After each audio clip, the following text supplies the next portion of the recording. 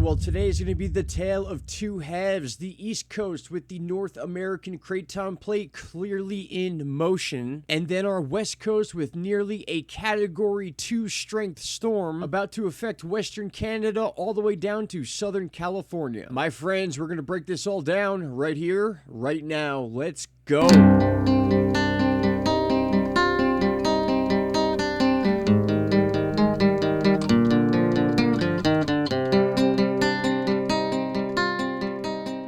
Alright everybody, it is January 4th, 2023, and before we get into this beastly storm and the East Coast earthquakes, I want to make a quick announcement that we now have the new and improved Into Thin Air News Instagram channel up and running with content already posted. We announced this yesterday, so for those of you that use Instagram, please jump over there and subscribe. Thank you so much. And now we're going to get over to the East Coast and check out these reported earthquakes. Now keep in mind, some of these may be sonic booms that people are reporting when they feel the ground shake, but I've checked out a few of these, and once again in Florida, before we get into the North American Craton plate, check this out. There's two people that reported this quake. This particular one says no noise at all for the level of the ground shaking. Did research and there was an earthquake felt in Puerto Rico as well. And this report says it felt like somebody was operating a crane, lifted and dropped the house next door to me. So as we have been reporting repeatedly, there are earthquakes going on in Florida. I don't know what the situation is. I don't know what's going on, but there's been a lot of activity in Florida over the last month or so specifically. Now you're looking at the last 2 days of anything 2.0 and higher. And I'll leave the link for you guys to go read the reports on each of these quakes. But the point is that there is a pattern going on here along the North American Craton plate. We spoke about this in the past, and we've been seeing more and more earthquakes. Not just individual earthquakes, but certain spots are getting swarms. You can see there's groupings of them in specific spots. Also a lot along the New Jersey, Long Island area, southeastern New York. But again, when you compare it to the North American Craton plate and the chart, you see a pattern of these reported ground-shaking earthquakes, or whatever they may be, following the exact contour of the North American Craton plate. Now, that is not a coincidence. Now, again, this is the last 2 days. If I go to 24 hours, you can still see that just within the last day, we are still seeing the same exact pattern. Another thing I found very interesting was over the last 2 days, the earthquakes going along the coast of the Gulf of Mexico. You do not see that too often. That's within the last 48 hours. Basically, each state from Texas all the way to Florida along the Gulf has reported some sort of earthquake. Now, again, you're not going to get much from the USGS on these quakes. That's why I use different sites, specifically volcanodiscovery.com, because people come on here and report what they feel. You don't really get that with the USGS, but with this type of data, you actually get people on the ground that are feeling these things, so we know that they're happening. Not to mention the seismographs that actually pick up the shaking. So it's not just these odd earthquakes that have been taking place in Florida that we've been talking about. It's the entire northern part of the United States, and once again, that term, the North American Craton plate. You can literally see these quakes outlining the edge of it. And with that said, we have something else to talk about. A bomb cyclone taking place in the west. This is crazy. Take a quick listen to this. A massive storm, this is what's known as an atmospheric river,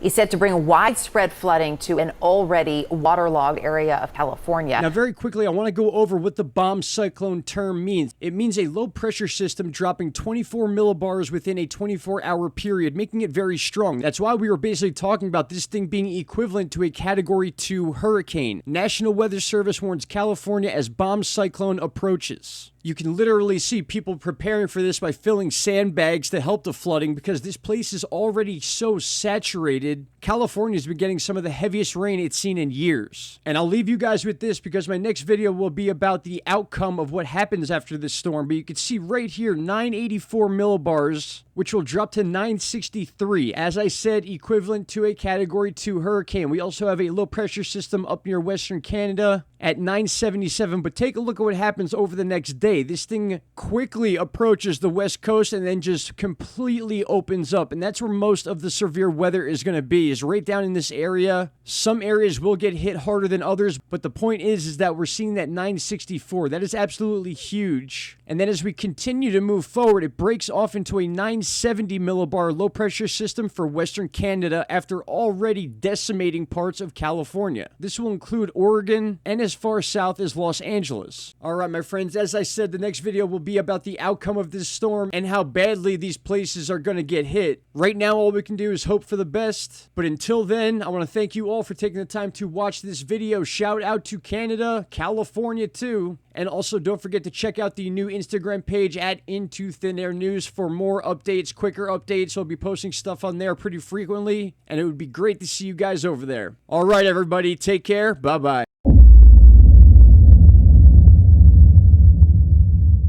Stop right there, my friends. If you have not already, click that subscribe button and don't forget to hit the bell icon. Click all and you will get all notifications from this channel. And trust me, you won't be disappointed.